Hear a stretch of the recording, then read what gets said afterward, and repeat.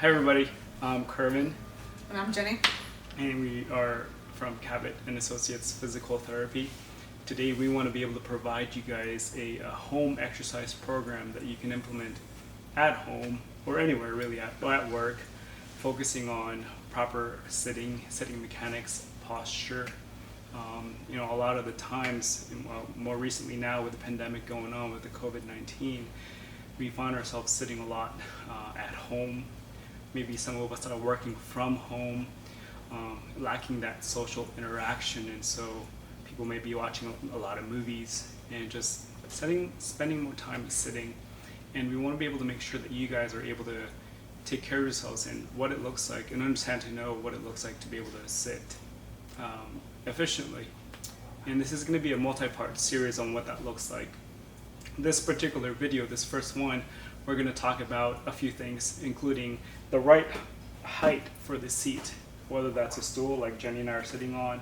It could be a work chair that's got armrests and a nice back support. It could be your kitchen chair. It could be the edge of your bed. And we want to be able to make sure that you know what that looks like. We also want to teach you what it looks like to find your pelvic floor. The benefits of sitting on your pelvic floor is to, one, help you have a better posture when you're sitting, to be able to breathe better and just have that confidence of sitting upright for prolonged periods of time.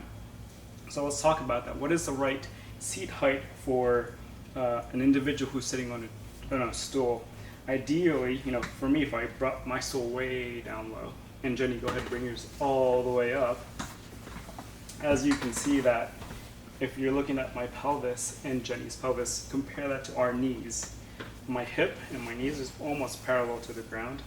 Hers, not so much. So ideally, you don't want to be too low, and you don't want to be too high either. And so finding that sweet spot, I call it the happy place, where you move your pelvis forward and back like so, okay? And being able to do that, finding your pelvic floor where when you come forward like this with your pelvis, it's not too hard, and vice versa, so it's not too hard either. To be able to find your pelvic floor is simply, if you put your hands under your butt, there's a bony contour there, okay? A lot of people sit there, me including, and you want to get off that area, and it puts your pelvis into position to come forward slightly, okay? And once you find your pelvic floor, I call that your happy place, you're going to be able to also figure out the height in which that allows you to do that comfortably. That's your happy place. And the second thing, in terms of our feet, the staggered stance is ideal to give us the width and the length of our base of support. So you can have your left foot forward like me and your right foot back, where you're on the ball of your foot on your right. And the left ankle is right below my knee, so it's perpendicular to the ground, or you can be vice versa, okay? And so those are the two things that I want you to be able to implement in this video.